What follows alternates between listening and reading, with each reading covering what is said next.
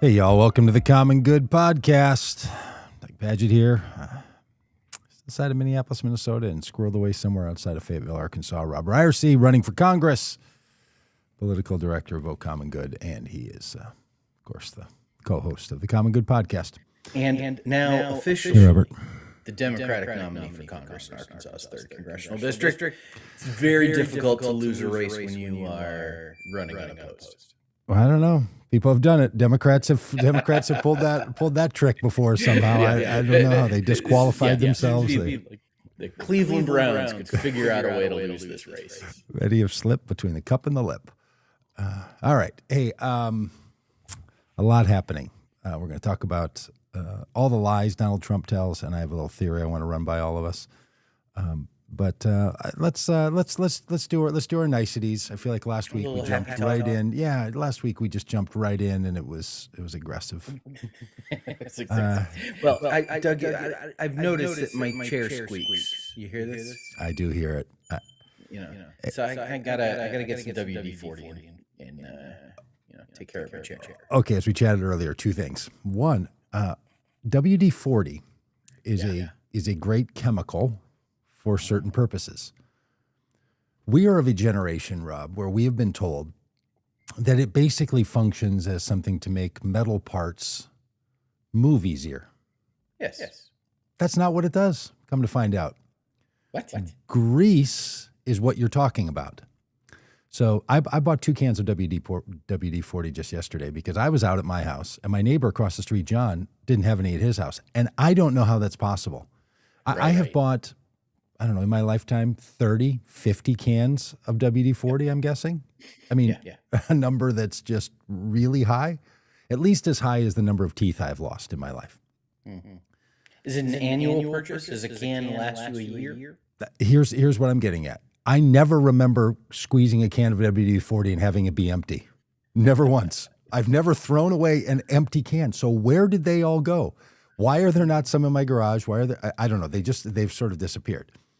So now when you go to buy WD-40, there's a little rack of them, at the Home Depot or at the Lowe's or at the Menards. Yeah. Well, you save big money at Menards. Oh, you do. Yeah. And you sing the song the minute you walk in. It just is. It's a cruelty. Hate it.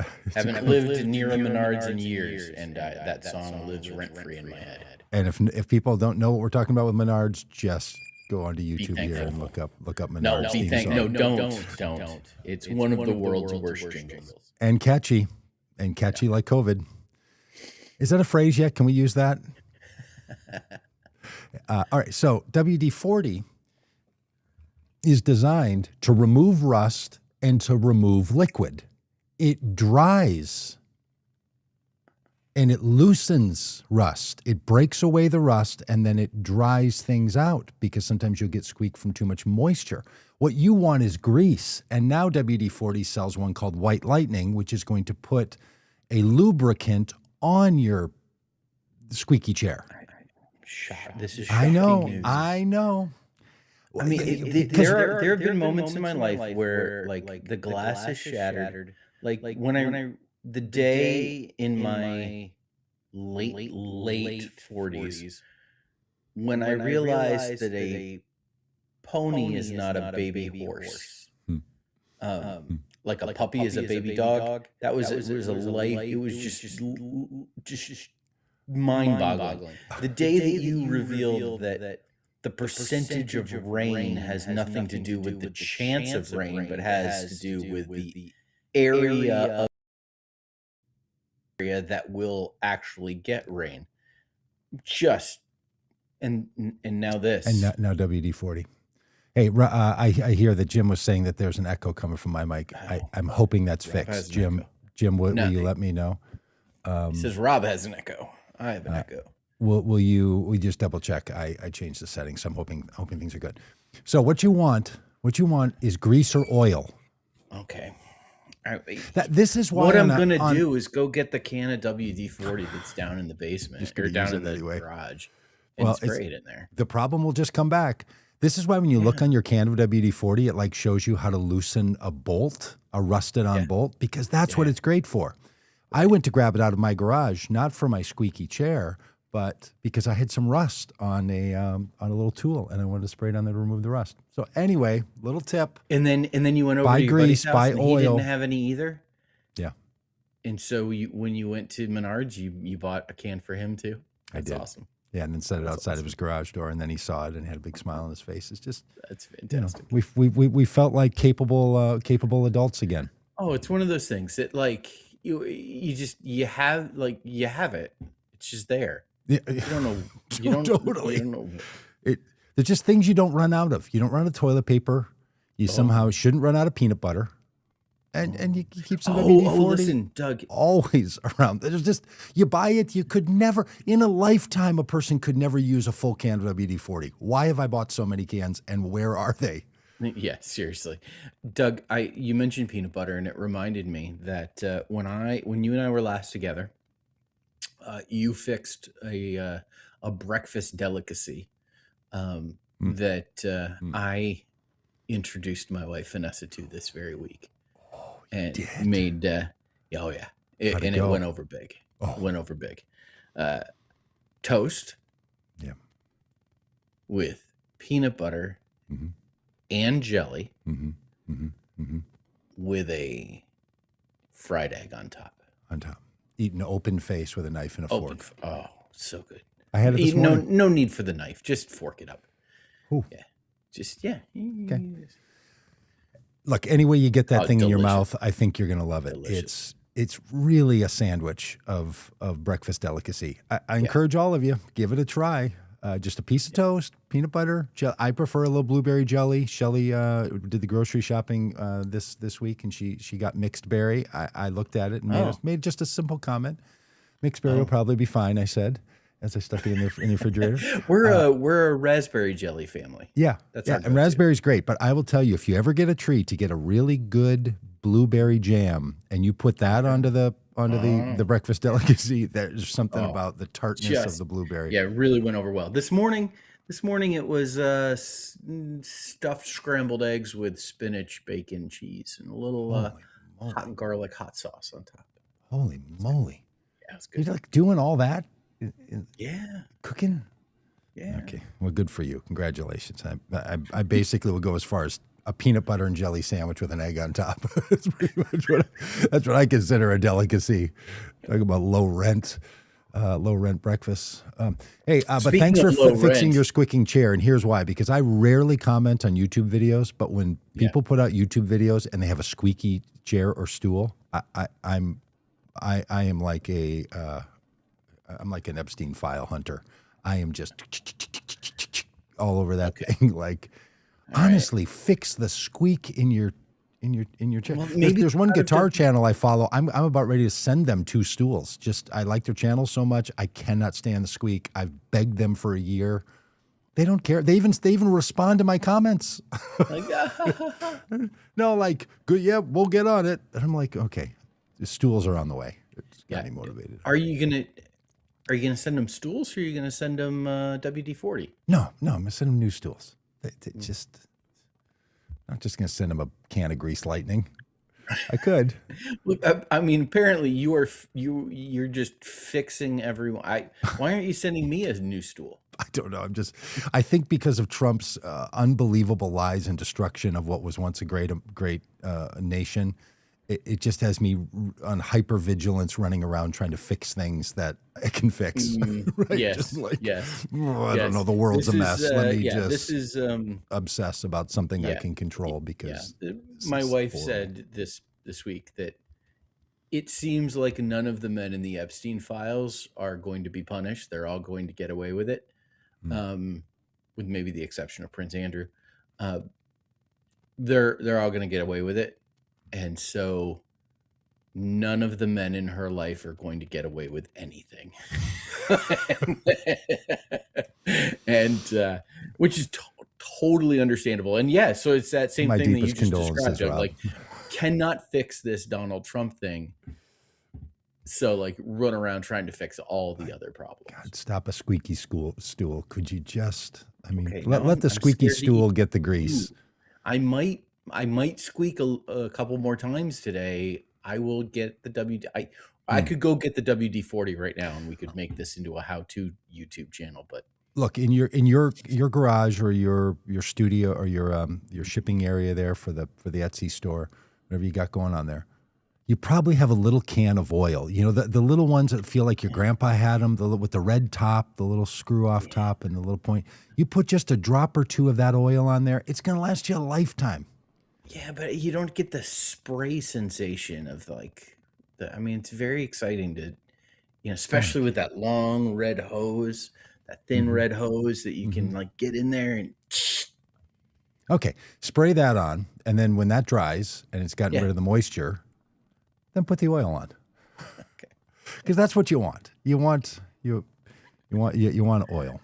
All right, let's see what Alex is having. Alex is having a juicy, cold, sweet mandarin orange. Oh, excellent. All right, good. Hey, let's get down to business. Rob, I have a theory that I. Speaking of oranges, and not sweet and not juicy, but definitely cold. Speaking of squeaky things, the big big orange man. Here's my theory. After having watched him a lot in the last couple of weeks, and then it's going to frame up the rest of what we can talk about. Donald Trump lies to the American people on a daily basis. Yeah. And I am believing now more than ever.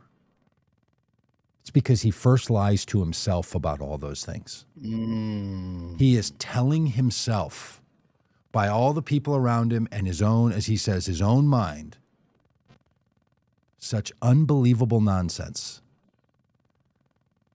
that he is not, in his mind, lying to us. He is telling us what he believes, and he believes lies. And I think this ultimately goes back to what the 2020 election. I think this is the Epstein files. I think this is the Monica or the Stormy Daniels thing. I think he's lying about Iran. I think he is just utterly convincing himself on a regular basis all the nonsense he's telling the rest of us. And that, friends, is more terrifying than anything else I can imagine. Okay. So what does it take to lie to yourself? Is there a lack of self-awareness that allows you to deceive yourself because you cannot perceive the truth? Is it a blinding ambition that causes you not to see things that could disprove the lies you're telling to yourself? I mean, what's the pathology behind that? Yeah. I would imagine self-deception is part of the narcissistic disorder I think this guy suffers under. Grandiose belief narratives. Look, all of us have consciousness requires the ability to lie to yourself. If not, you would be, if you were faced with the sheer threat to life on a daily basis, you couldn't drive a car. You couldn't drink a liquid given to you by a stranger. You couldn't wake up in the day with the knowledge that an aneurysm could be awaiting you. Your own pending death would be staring you in the face. So we tell ourselves a number of things that are not quite all lies, but it's going to be okays. And it is. And then when that rule is broken and something terrible happens, a diagnosis or an accident or an aneurysm or a relationship break, then we're smacked with the reality of it. And then we come to terms and then we move on again, trying to make sense out of life. So there's some ability that humans have to, make our way. As a coping mechanism, as a survival mechanism, and like so many other aspects of human consciousness and human development, when something becomes exaggerated, overused, misused, it becomes a real problem. Yeah. So that same tendency that exists in all of us in a very harmless way is overgrown in someone like Donald Trump. Yeah, I think, I'm not a psychologist or anything, but I do play one on a podcast. I think what we describe as pathologies, psychological pathologies, is when something that's a part of our normal survival coping mechanisms life becomes overextended, exaggerated, and to a point that is dangerous, right? So, sort of the way cancer in the cells are cells that are multiplying too quickly. So the normal thing is being done in a way that now has reached a level that it's not healthy. That's what's going on with Donald Trump. We're going to watch a couple of clips, him talking about the Iran war. And this is a man who has convinced himself that what he is saying is actually true. And the problem then is that we're not dealing with a normal leader or a normal president or political leader who we know isn't going to tell us everything, because it wouldn't be appropriate to tell us everything they know. Yeah. Because some things need to be kept out of the public. And sometimes they tell us things we should know, and they try to say it in a way that makes them look better or somebody else look worse. But they know what they're doing. And we operate in a world where we know that they know if they're going to be telling us the truth or if they're lying to us. But with Donald Trump and his followers, many of them don't know that he's lying, and he doesn't know he's lying. He has convinced himself that thing is true. Yeah. And I think, Alex makes the point in the comments that he first he nurtured into this frame of mind, and early on he was attracted to the power of positive thinking. Yep. He propagandized himself with self-talk. He brainwashed himself. And I think I think that's a really astute observation, that there is an element of he's saying what he wants to be true. He absolutely comes from, he has said it. It's in his own biography, the Norman Vincent Peale thing. He also loves being around the Christian faith people, the name it and claim it crowd. He's just in a secular version of the name it and claim it, which is or the people who talk about, speak your future into reality, don't say anything negative. He 100% comes from that world, where he's like, you just get rid of all the negative, you only say the thing you want, and you manifest it. He's like he's got his own Trump version of manifest destiny, where he's just making shit up and saying it to all the rest of us. And that causes the press, who still doesn't know how to respond to a guy who's saying things directly opposite, as we'll see in these clips, directly opposite at the end of the sentence of what he says at the beginning of the sentence. So it's the kind of delusional talk that, you're just like, how do you, because you have to defer to the position the American people, and again, the majority of voters on him before Election Day 2024 selected this man after his lengthy job interview for the job. The American people said, we will still take the liar. Yeah. We have to come to grips with that. All right. Can I just show you a couple of these clips? Yeah. Oh, let's do it. I didn't watch the whole speech yesterday, but I did watch another podcast that had these clips in it. So I pulled the clips from there because I couldn't stand. He talked 90 minutes about the Iran war. And at the end of the 90 minutes, commentators that I watch who watched it said, I don't know anything more about our plan in Iran than I did at the start of this, after the president of the United States talked for 90 minutes about it. This is a war action we are in. All right, so here's there are going to be two clips. They're only 20, 25 seconds, but if you need to mute your computer for your emotional health, I get it. All right, here we go. Took a little excursion because we felt we had to do that to get rid of some evil. And I think you'll see it's going to be a short-term excursion. Short-term. Short-term, he says. Short-term. We had leaders, and they're gone. Then we had new leaders, and they're gone. And now nobody has any idea who the people are that are going to be the head of the country. We've already won in many ways, but we haven't won enough. We've already won in many ways, but we haven't won enough. Now we don't even know who the leaders are. Yes, we do. It's Khomeini's son. Let me ask you this, Rob. Would a normal president of the United States think that a hostile nation for whom we're unaware of who the leaders are is a good thing and is a thing you would laugh about and is a thing that you would try to create. You would destabilize a major nation in the Middle East so you don't know who the leaders are. Yeah. What kind of a plan in anyone's mind would say, you know what our actions against another nation in the world would be? To decapitate their leadership to the point that we have no idea who's in charge. Isn't that great? We killed their leaders and then we killed the next leaders and now no one knows. Yeah. Even though the country of Iran says, no, we have a whole secession process.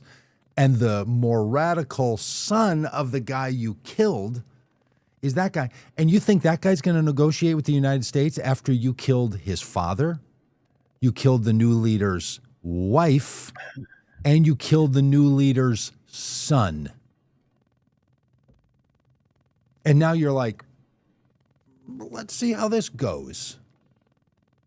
This man's inability to know, somehow he thinks it is a good thing to have an Iran without leadership.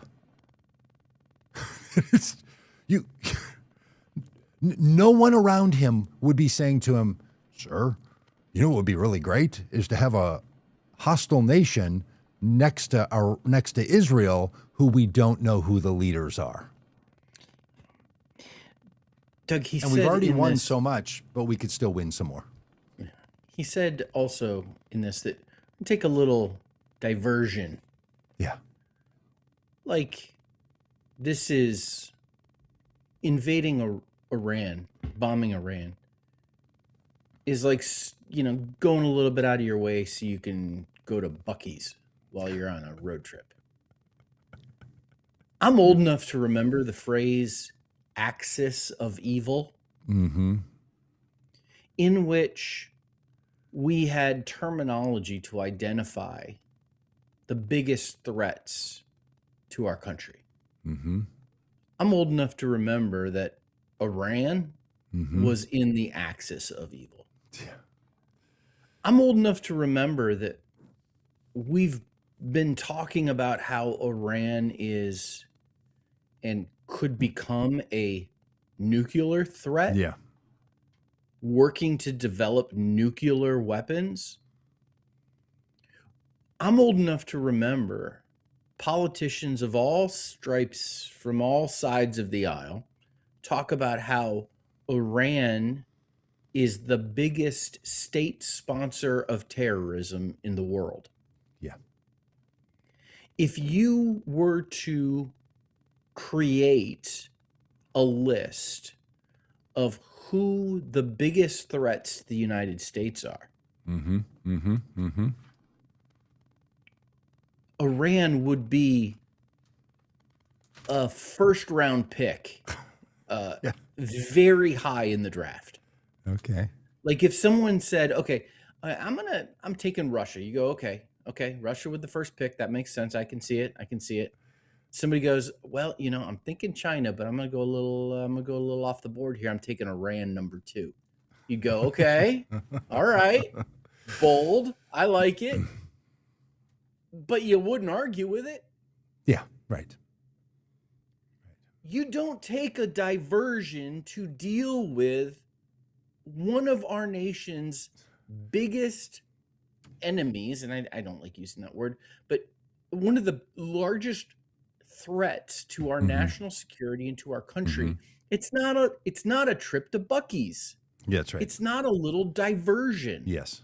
It's and then we'll get back to whatever else he said. We're over South America, one country at a time. We got Venezuela, Cuba's next, but man, we're gonna take a little diversion. We're gonna take a little.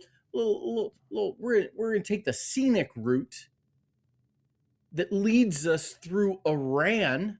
Yeah. Little diversion. Utterly ridiculous. Here he is again. Now he has a press conference. How unserious he is. Unserious he is. How And unable to actually provide leadership in times of crisis. Yeah. And imagine this same guy in chosen wars here, which we'll talk about in a moment, chosen military actions, can't figure out what we're doing. Imagine when it comes to our shores without our choosing, like when it was COVID or another world crisis. 9/11. This is the same guy. All right, now here he is at a press conference talking about the comments that he just gave to a bunch of people, again, at his golf resort. This is a man who wore a baseball hat to the solemn receiving of the bodies of those who died because of his Iran war. Wore a baseball hat, hawking his own material. Can you believe that? The MAGA people would have lost their minds had Obama or Biden or Bush or Clinton or Reagan or Carter or anybody else worn a personal merchandise promoting baseball hat to the receiving of the bodies of American soldiers who died because of a war that he caused. Yeah, and we are pro hat, clearly. I mean, we're both. This is blue hat happening here. We're pro hat.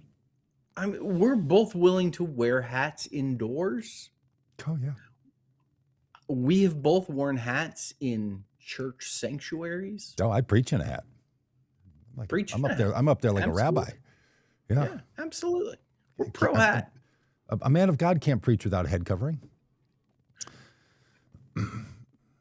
Not a baseball cap at a solemn, and not a baseball cap pitching your Make America Great Again product that people can buy. I mean, it's just, okay, but here he is now at a press conference. We're achieving major strides toward completing our military objective.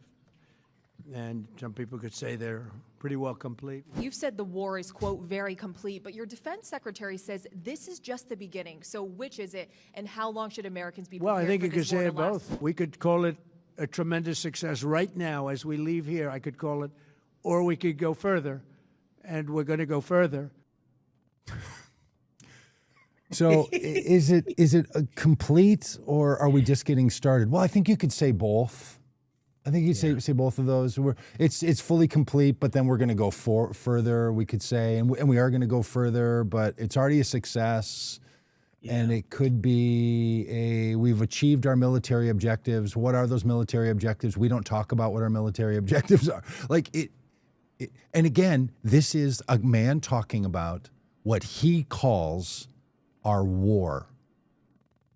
This is the most serious and solemn thing that we ask the executive of the executive branch to take responsibility for. And this is a man who ran a campaign where he said, if you elect her, we're going to go to war with Iran. You elect me, and it will be peace on day one. In less than a year, Donald Trump has used military action in 8 nations. 8 nations. One of the things that I've noticed about Donald Trump is Donald Trump likes to talk about how stuff gets talked about. Good point.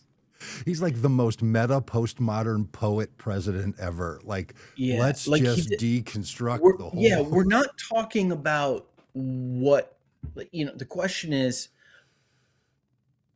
you said it's, complete. Essential, complete. And your Secretary of War says that it's just beginning. Which is it? And rather than deal with the oh no, we are, dealing with the content of the question of what stage we are in this conflict with Iran, he moves into the rhetorical analysis of, well, we could talk about it this way. We could say it's both. We could use both. There's something, and this is a device he uses very often to keep from having to answer substantive questions, is to simply analyze the rhetoric. Yeah, you could say, I could say, some people are saying, we have said. these, the words like, nobody's ever heard the word grocery before. All right. I just really wanted to share that. And meanwhile, Donald Trump lies to himself and we all get sucked into it. And meanwhile, Christy Noem. Well, I was going to say, meanwhile, human lives are at stake. Yeah.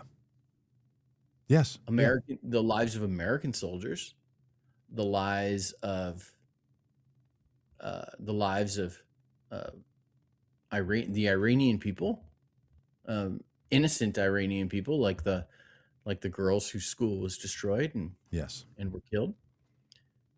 The lives of people in other parts of the world who are, whose hotels are being bombed in Dubai and other places. Donald Trump has not made us more safe.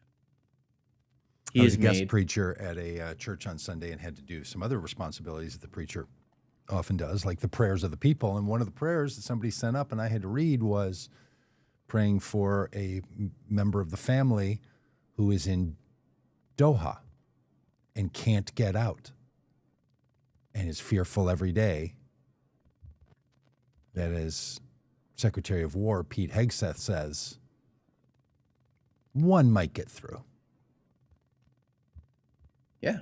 Donald Trump was asked, to your point about people dying, Rob, he was asked if the American people should fear that they could die in the United States because of some kind of a terror-like attack here in the United States. And I want to share that with you. What his unbelievable, unserious, terrible response was. This is in Newsweek. Iran retaliated with missile and drone bombardments against U.S. bases in allied territories, targeting military facilities across the Gulf, including in Qatar. One Iranian drone killed 6 American servicemen, members of the U.S. Command Center in Kuwait. Asked whether Americans should worry about retaliatory attacks at home, Trump acknowledged the possibility. I guess, he said to the question, should we be concerned about retaliatory attacks at home? I guess, but I think we're always worried about that all the time. We think about it all the time. We plan for it. But yeah, we expect some things. Like I said, some people will die. When you go to war, some people will die. Should the American people be afraid of an attack at home? Yeah, I guess. But we should always be worried about that. You go to war, some people are going to die.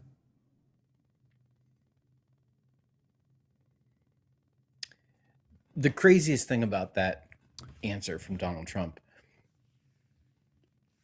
is the fact that he answered the question. Yeah. Yes.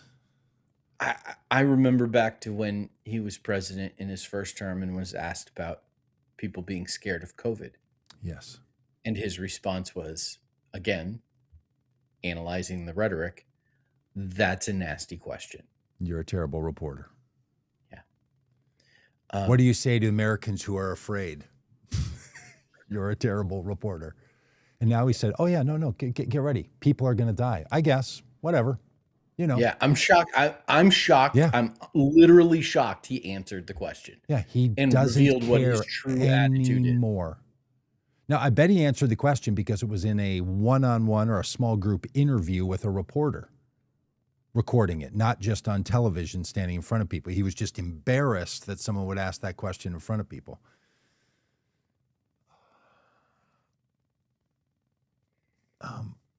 A moral person doesn't distinguish the nationality or the country of residence of people who are killed by direct actions of other people. Yeah. Not a moral person doesn't do that. A moral person, even in a war, grieves over the death of every human being caused by your actions or the actions of your military or the actions of your country. That's what a moral person does. You don't say 7 people have died because we're only counting American service members. A couple thousand people already have died. Yeah. And when you say the innocents versus the non-innocents, that might be a war term. You know what that's not? A moral term. Yeah. You don't distinguish between the innocent and the non-innocent when you're using deadly lethal force. They are human beings who are dying. It makes it worse when we know it's school children. When there's a school of girls in Iran whose families for the rest of their lives will remember when the United States and Israel bombed their children's school. Just think of what you would want the American government to do if Iran bombed a school. Well, I'm not so sure that the death of school children is enough to motivate American politicians to do anything.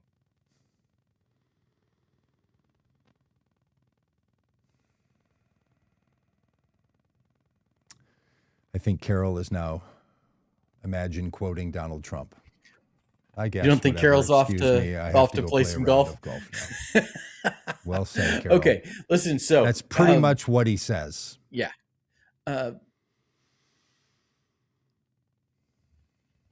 The terrible death of human beings and the terrible death of a dog shot and killed by former Department of Homeland Security Secretary Kristi Noem. Doug, I think, going back, we made some predictions on this podcast. Yeah. And I Call us to account, friends. I need to look them up. I need to find. I can't remember where I made my list. Check your chats at GPT. No, I didn't use chat. I can't remember if I did it in Evernote or if I did it in as a Google Doc, and then if I did it as a Google Doc, which Google Doc account was it in? All of that stuff. It's just so much. I think, pretty sure, I predicted that we would have significant, major members of the Trump administration and his cabinet exiting. Yeah, and I think I might have even mentioned Kristi Noem. I think we both picked Kristi Noem as I didn't think she would make it through the calendar year of 2025. She was so terrible, so profoundly terrible at her job. And then it turns out she wasn't fired because she was terrible at her job. She wasn't fired because of what she said about American citizens killed by federal agents. She wasn't even fired for spending $200 million on an ad campaign that featured her. Oh, She was the real fired reason why she is fired because is because lied. she was bad on TV. Is because she said she blamed Donald Trump for the decision she made. When she was asked by Senator Kennedy, did President Trump know you were going to spend $200 million on an ad campaign and $100 million in the way you did? She said, yes, he did. Kennedy called Trump and asked him, and Trump was furious and said that night, I'm going to fire her. Not death, not incompetence, just making him look bad. All right. I found my predictions. Number 5, 3 high-profile cabinet members don't make it until summer. Kristi Noem, first name on the list. Pam Bondi, Kash Patel, RFK Jr. Yeah. One down, 2 to go. They're all going to go. I think Trump really worked hard to not get rid of any of his secretaries because he had such a chaotic first term and was losing those people. Yes. I think it really meant a lot to him. And again, his commitment has been to never have someone who's more competent in their job than he is in his. So he has to hire people who are profoundly incapable of performing their duties. So he's not the worst person at his job at any cabinet meeting. And he found someone. He's picked a guy, former MMA fighter, a senator from Oklahoma, who in a senatorial committee meeting challenged to fight an American citizen.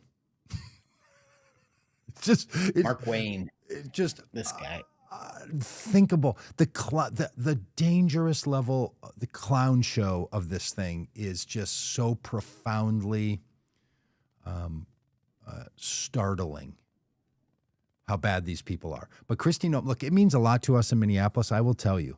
Bovino, who oversaw the ICE operations in town here, being basically fired, sent back to Border Patrol in California, demoted and humiliated, and Kristi Noem being demoted and humiliated, means a lot to those of us here. Does it mean they're going to be replaced by somebody worse? Likely, but that's not the only thing we can do. We cannot get rid of Donald Trump's administration yet because the majority of people on Election Day voted for the man. So we are stuck with him until January 2029. But that doesn't mean that every person who behaves badly shouldn't face the consequences. Yeah, absolutely. And so, hey, Kristi Noem, the dog killer, bragging about it in her book. I would love to say thanks for your service and, good luck on your best and your future endeavors. But yeah. He said in a blabby blab that he does on his failing social media, lost $12 million last year website, that she was going to be taking on the role of special envoy for the Shield of North America or some nonsense that they were announcing on Saturday. Do you know, Rob, did they announce it? Can you I don't know, Yabbits search that? Did they do an announcement of a shield of the hemisphere or a shield? Yes. Okay, and she's the Shield of the Americas, I think it's called. When the guy running the failing car company and battery company took over parts of the federal government and started firing people for waste and abuse. Yeah. Didn't you think that would mean that somebody who's removed from a job wouldn't then have another job created for them? Why are we making new jobs in an administration that's getting rid of the waste? Yeah, the Shield of the Americas, which has a whole, its own graphic and logo and everything, very similar to the Board of Peace. The Shield of the Americas is a multinational military cooperation initiative established by U.S. President Donald Trump during a summit with leaders from countries around the Western Hemisphere. Yeah, okay. The program is intended to coordinate military and security efforts among participating nations to combat transnational criminal organizations, particularly drug cartels. I'm looking, I really want the member nations. Here we go. Participating countries. Argentina. And listen, this is you can't even get going on the list without having to say no. Listen, I don't say this as an insult, as a critique of any of these countries. Doug, I want you to stop me. Okay.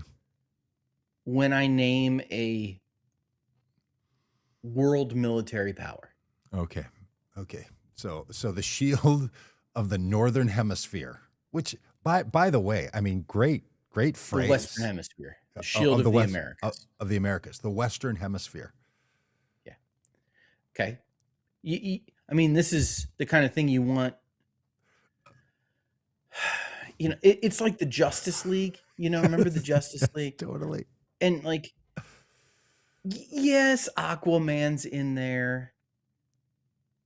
But so is Superman and Batman and okay. You got some powers. Oh boy. And then Batman. there's Batman. He's got a lot of real powers. Yeah. Well, he doesn't even have superhuman powers. Yes. He's just a rich guy. You know what I mean? invent stuff. You got some superheroes with some gravitas. Green Lantern. Okay. Always my favorite superhero, Green Lantern. Wow. Okay. So stop me when I name all right. world military power. Okay, this is the shield of the Americas. Argentina. Uh-huh. Bolivia. Costa Rica. Dominican Republic. Ecuador. El Salvador. Guyana. Honduras. Panama. Paraguay. Trinidad and Tobago. I mean, when I think, like, who's going to stand with us against the Chinese? I think Trinidad and Tobago and the United States. Canada, Mexico, Brazil, Venezuela, and Colombia were notably absent from the summit and did not participate. Special envoy. Now, look, that sounds like a great list. Of vacation spots? That's what I was going to say. Like, look, if you're making up a list of where should we go to celebrate our 35th wedding anniversary, that is a starter list there, baby. That's fantastic. So here's a question for us. Why does Kristi Noem... The Dominicans really nice this time of year. Do we really need more government bureaucracy? So they've created a new globalist government. This is the second globalist organization that Donald Trump has founded. Yeah. First, the Board of Peace, which included dictators, and now the Shield of the Americas, which is basically a Justice League of Aquamen. I don't know what you have against Aquaman. I think he's cool. Guy can talk to fish and whales. It's a great the Wonder Kids, Wonder Kid power activate. Form of, and one would be a bird or something, and one would be a water source. Yes, Wonder Twins. Yeah. Hey, why would Kristi Noem continue to have a plush job like this, where she could be like, "Hey, let's have a meeting in Trinidad. Let's have a meeting in Costa Rica. Let's have a meeting in." And is she taking Corey Lewandowski with her? Yeah, her sex puppy. Is she taking that guy with her, or is her husband going to travel with her? I don't know. You know, when she was asked in a meeting last week by a member of Congress, in your current, while you've been in your current role, have you had sexual actions with a subordinate named Corey Lewandowski? While her husband was sitting behind her. And the answer was not no. The answer was, I can't believe you would ask me that question. And then the person said, could you give an answer? And she never said no. And here's the reason she didn't say no, because if you lie in that context, that's a crime. Yeah. Now, should people care if the head of the Department of Homeland Security is in a sexual relationship with a subordinate? Yes. Yeah. Does that disqualify the person from being the special envoy to the Shield of the Americas? Yes. Why does she have this job?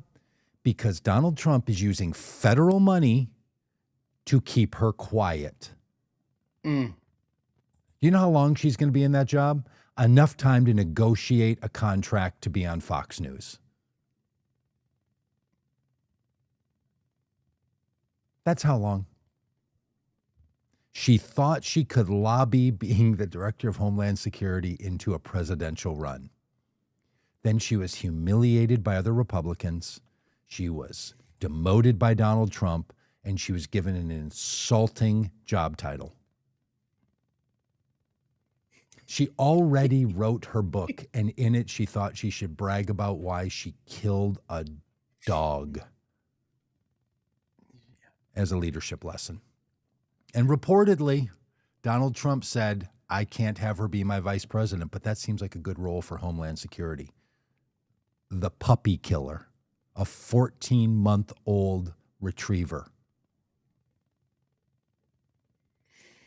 Ah, boy. We have a mutual friend who went to church with her for a long time. She was an avid churchgoer, leader, youth group leader, devout Christian in her public persona. Does that mean devout Christians don't have affairs? No, they do all the time. Does it mean they don't kill dogs? They kill dogs all the time. Does it mean they don't lie? No, they lie all the time. But usually when someone then is public about all of that, they stop talking about the fact that their faith is what compels them. And they make apology. And they talk about how they're going to find alignment in their lived actions with their core beliefs. May Kristi Noem go do that.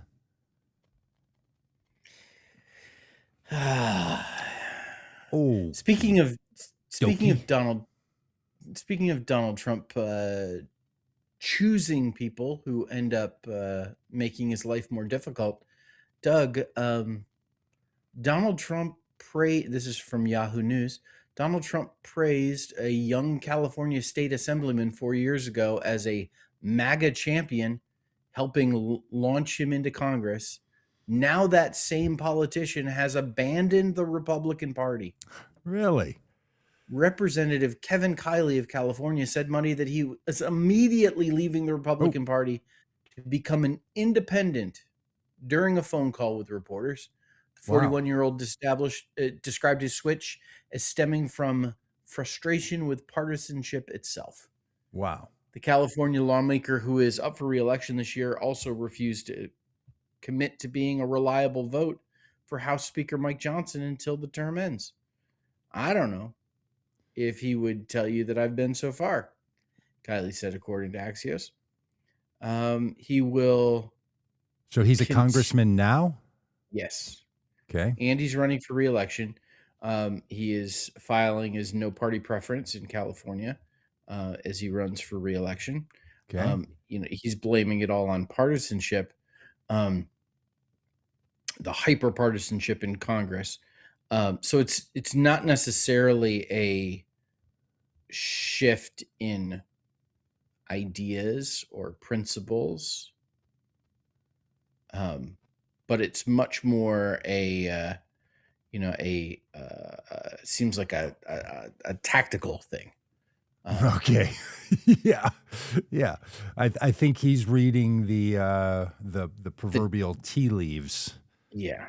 Here that he's going to lose his reelection bid if he tries to run as a Republican. But it just makes it increasingly more difficult for Mike Johnson to lead in the House of Representatives, which is why, if as an independent, he actually doesn't caucus with the Republicans. Right. And there's a headline on the Drudge Report today from a MSN article that is, in Trump's Washington, Congress matters less than ever. Yeah. And because he's just executive order prone on everything. Yeah. And this move by Kevin Kiley in California to become an independent, continues to further weaken one of the weakest House speakers in American history. Yeah. And, Mike Johnson, his really difficult job is now even more difficult because the margin, he's only got a 1 vote majority. Yep. And that's if everybody's there and voting. He can't lose anybody. No, and they could use that reconciliation business and just bring him to his knees over and over and over again. And this is where, over the next 6 months, we need Hakeem Jeffries, the minority leader, to figure out how to take power. Yes. From the posture of the minority. Yes, do it. Hey, one more piece of news I saw this week, Rob. Yeah. Oh, A man pardoned by Donald Trump for his role in the January 6th Capitol attack was sentenced to life in prison for child molestation and related crimes. Andrew Paul Johnson was arrested in August, 9 months after Trump pardoned him for the January 6th activities. He's 45 and was convicted last month of 5 charges, including molesting a child under 12 and another under 16, as well as transmitting harmful materials by electronic device to a minor. The people Donald Trump pardons are the child molesters. Now, will he pardon him for that crime?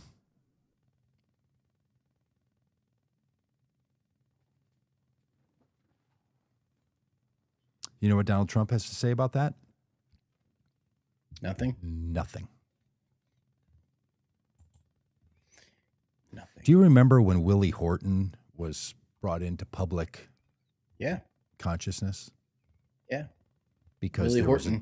So for people that might not remember, back in 1988, when George H.W. Bush was running for president after having served as vice president, he was running against Michael Dukakis, who is the governor of Massachusetts. It's a Democratic candidate for president. Willie Horton was someone who had been furloughed through a prison furlough program in Massachusetts, who ended up committing rape and murder, I believe, while he was out on furlough. And a guy named Lee Atwater, who was running George H.W. Bush's campaign, created a TV commercial about Willie Horton. And it absolutely changed the election, and made it possible for George H.W. Bush to win the presidency, because it pinned the crimes committed by Willie Horton on the person responsible for his furlough, for his freedom, which was the governor of Massachusetts, Michael Dukakis, who signed that furlough program into law. Lee Atwater is famous for having said something like, I think this is the quote, at least the quote as I remember it, speaking about Mike Dukakis, Lee Atwater being the person who was running the campaign for Bush Sr., said about Dukakis, "I'm going to strip the bark off the little bastard and make Willie Horton his running mate." And he did. Because the American people don't like it when it feels like their political leaders end up on the side of people who do horrible things. The list of people who Donald Trump pardoned for January 6th, crimes that they were convicted of for beating police officers, rather than backing the blue, he freed them, and so many of them have been rearrested on crimes they have then committed after being pardoned, including child molestation. That's our president. I think somebody should make this guy Trump's vice president in their minds. Because he's sure not doing anything about the Epstein files. He's not doing anything about his other buddies who are also involved in crimes against children. It's almost like around the globe, children are not safe when Donald Trump is president. Or when Donald Trump's around. Not safe if he's in the room with you. Not safe if he's president.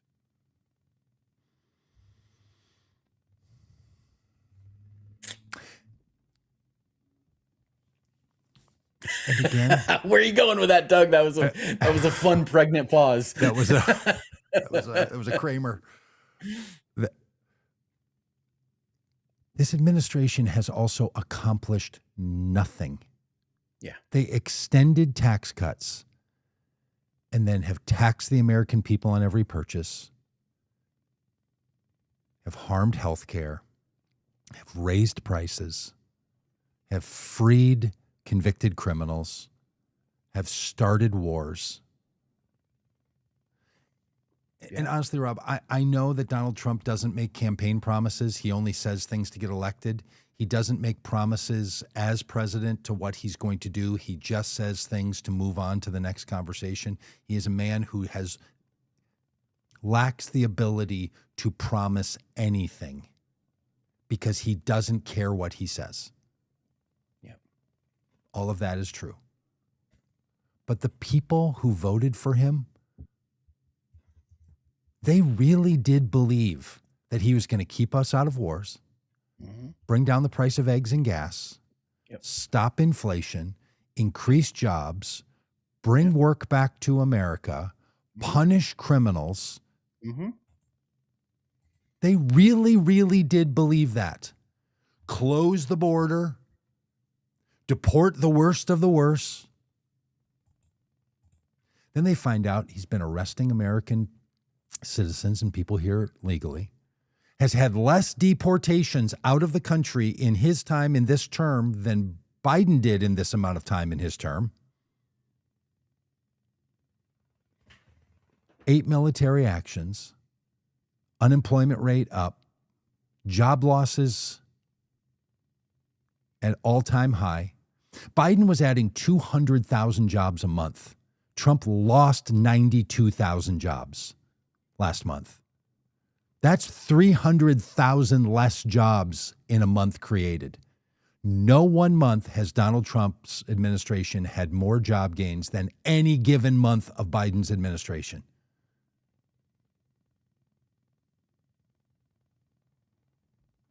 Yeah, and all of this, and you didn't mention, Doug, one of the biggest triggers in our economy, which is directly impacted by Donald Trump, and that is increase gas prices. The trickle of the trickle effect of gas price increases is so much. It's not just filling up our Nissan Rogue. You know, Did you buy a said to Rogue? Vanessa yesterday, I'm like, hey, do you want to take my Nissan Leaf to work so we don't use any gas? Like, we're already having those conversations. Really? Yeah. Gas prices are up. We're almost above $3 here in Arkansas. It's like $3.90 or $2.99. Oh, I'm sorry. I was back in 2008 when we were told that $4 gas, we would never see below $4 gas again. So I was a little confused there. Gas prices are going up, and they will continue to. The oil is used in so many things. Yes. For so many things.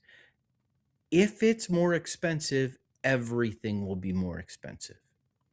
If gas is more expensive, that means it's more expensive to move everything.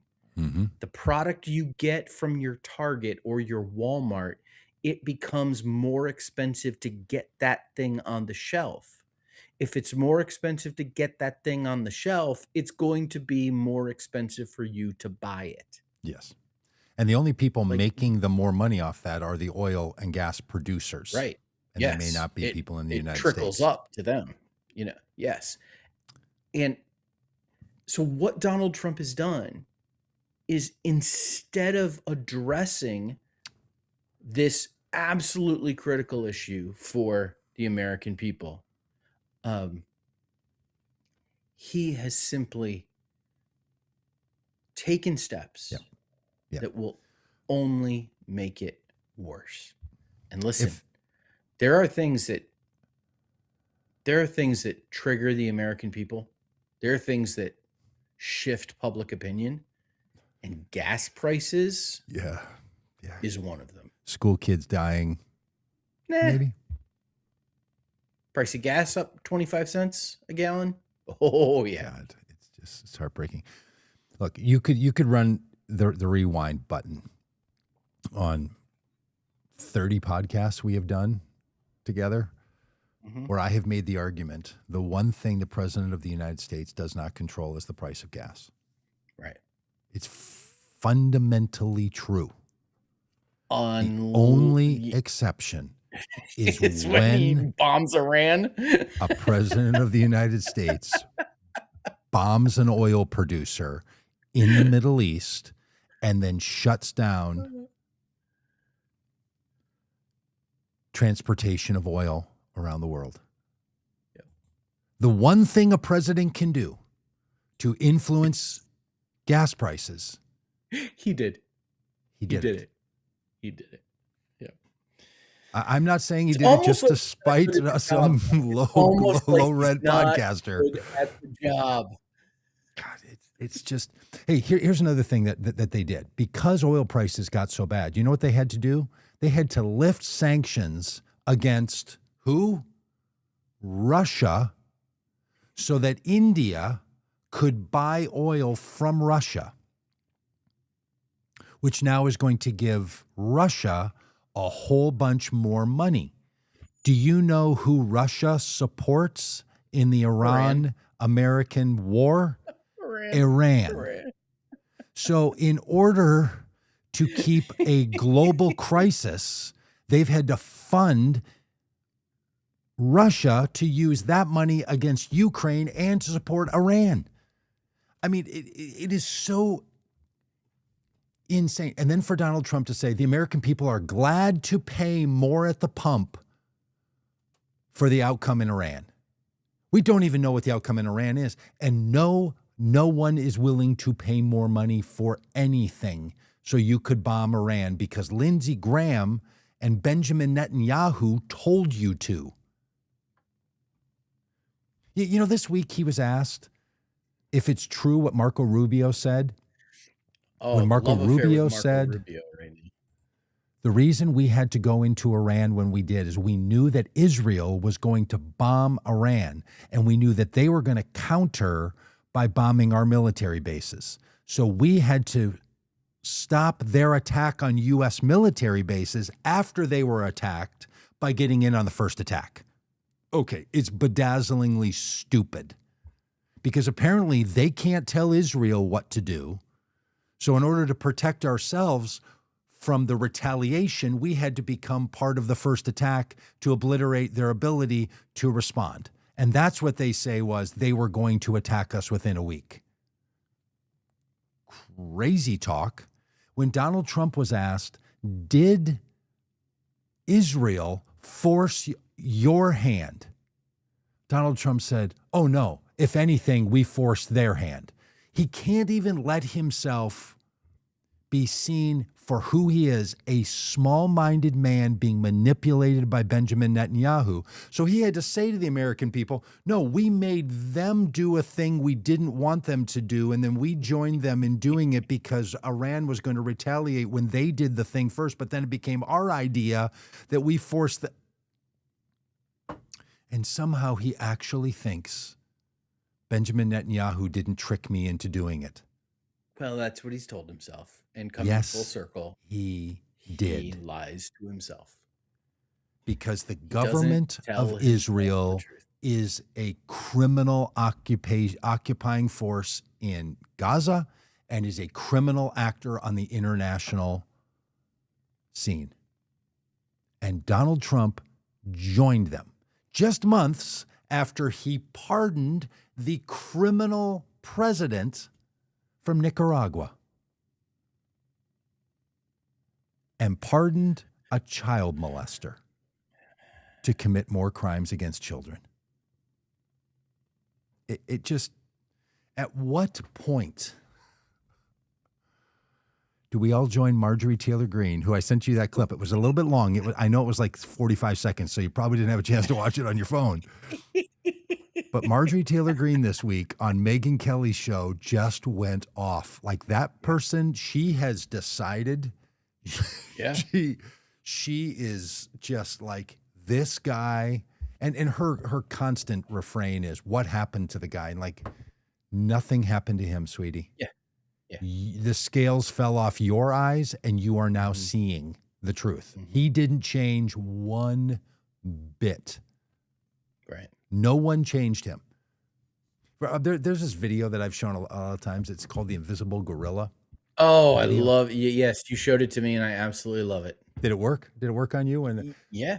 so for Yeah. people that don't know, the Invisible Gorilla is it's a perception video, and it's short. It's about a minute on long. YouTube. I won't It's yeah, on you should YouTube. go watch it on YouTube. And I'm going to spoil it for you right now, but it's a group of people wearing white t-shirts and 3 people wearing black t-shirts, so 3 of each. And they're passing basketballs back and forth between white t-shirt people and black t-shirt people to each other, and they're weaving in and out of each other in a very simple video. And in the middle of it, a person in a gorilla outfit comes walking through the middle, stops in the center of it, does a little dance, and walks out.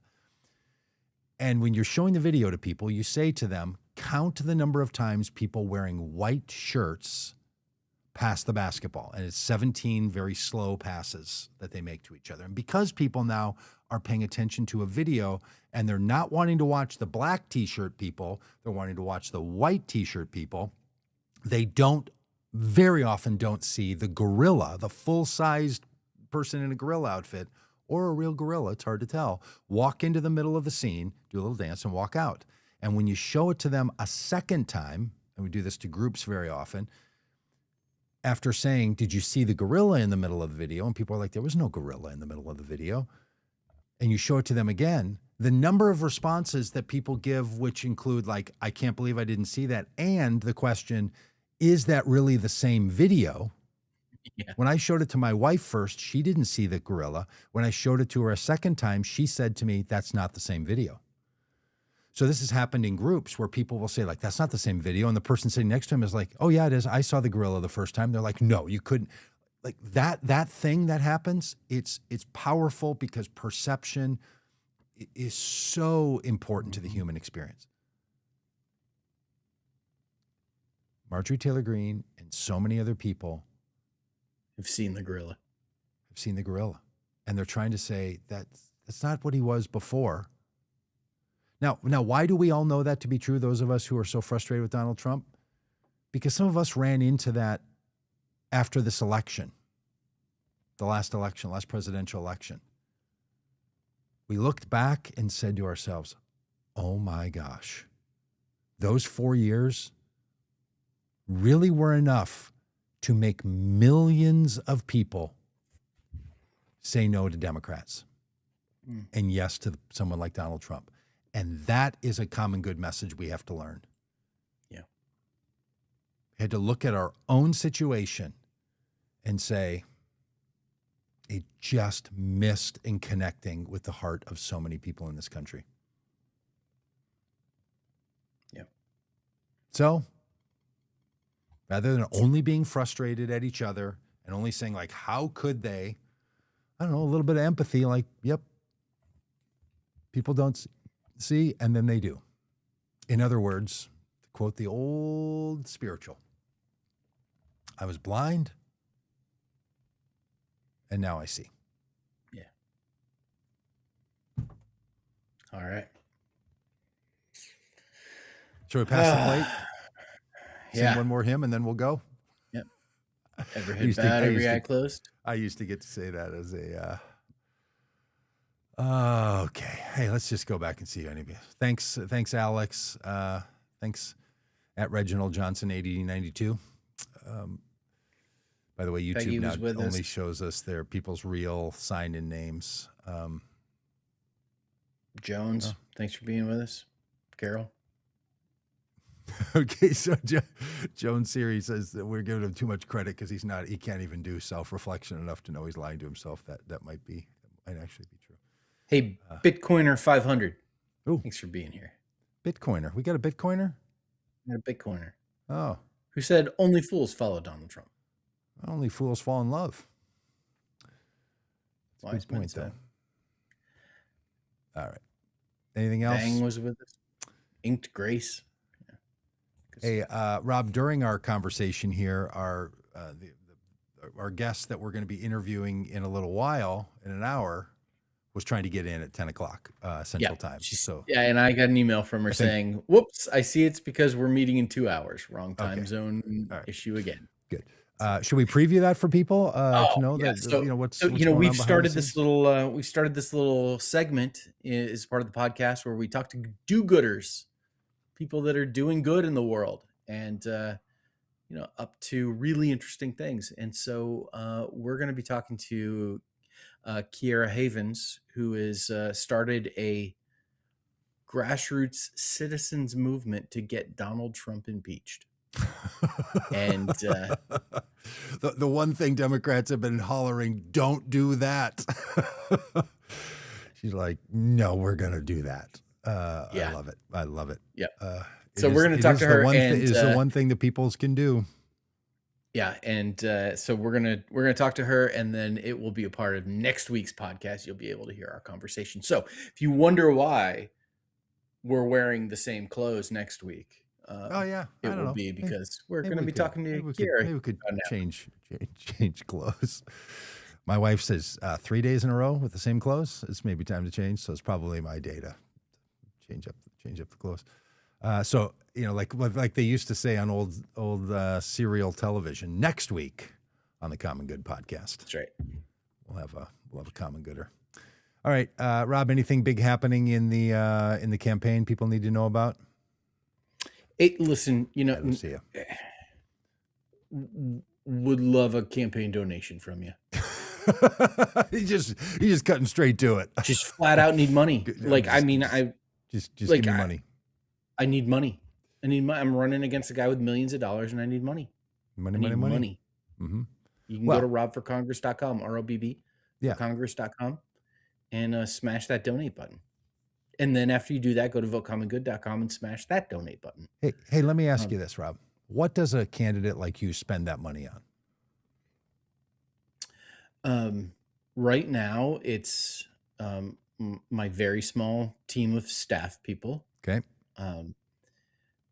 But eventually it will be on signs, literature to hand out, advertising, getting your name out there, introducing people, meeting people. It takes a lot just to organize. You go all around Arkansas. You're meeting with all the different groups. You're traveling. People have to coordinate all that. That all costs money. So when you give money to Rob, the money is just a vehicle to fund a vehicle and to fund a sign and to fund the rest of it. Yeah. There's four things that get us around Arkansas. For that. That's right. 4 things that get us around. I'm about to tell that same story about when a guy came to sell me an air conditioner, and he was telling me about what kind of all the different compressors in the air conditioners. I was like, I just want cool air. Like the air conditioner is a mechanism to get me the thing I want. Rob doesn't actually want only your money. He's not going to keep it. It's going to be turned into, it's alchemy. It gets turned into something else. So, and if there was any other way to do that, Rob would be asking you for that. Yeah. Fair enough. Is that fair? Is that a fair 100%. Money pitch? 100%. Yeah. All right. Rob, so, 2Bs for Congress. Be back with us next week. Yeah. I'm traveling next Tuesday. Okay, sometime next week. We'll figure it out. Yeah, we may have to squeeze something earlier. We might just show the interview with Kiera next week. Maybe let me see what time I'm leaving. Maybe we could do the podcast in the morning and then travel in the afternoon. I don't know. I have to look. All right. Where are you off to? Feels like so far, so long from now. Where are you going? Next week, I'm going to our southern office. Oh, fantastic. Down in Southwest Florida. Yeah. 2 days of it is a grandson trip. Nice. And then I'm going to stay there. And why not work from there? Seriously. Yes. It's March in Minnesota. Yes. Why not work from? Why not work from there? And there's just a lot less house chores to do. So after the work time, you just life's pretty simple. Alex, you're so sweet. Thank you. Thank you for. Oh, there you go. Yeah. Alex, well, let's just keep this going. Let's just turn this into a telethon of a fundraiser. Alex, we see that hand. Reginald, let's get you going over to robforcongress.com. Lucia, I know Lucia will do it. There's no doubt about that. People out by name. Jim, yeah. Hey, thanks to all of you for being on, and we'd love to have you head over to robforcongress.com. All right. Maybe I'll go donate to you today. Oh. But then I don't want to get a bunch of text messages from you, so I don't know what to do about that. Well, yeah. I mean, Okay. you already get text messages from me. I know I do. But For they're, free. you know, I'm getting them. read Why them. buy the cow, Rob? I'm already getting the milk for free. All right. We Yeah, done? but you get the text messages I actually write. Really? Well, let's talk about that then, because I guess that's some editorial input. No, I don't. I don't read political text messages that I get. So. Well, my point is that I don't write my political text messages. I see. When I see that number come up that tells me it's a thing, or when I get the little preview deal on my phone that says, like it summarizes it, I'm like, oh boy. Yeah. Oh boy. And we send them too, so I don't know. Yeah.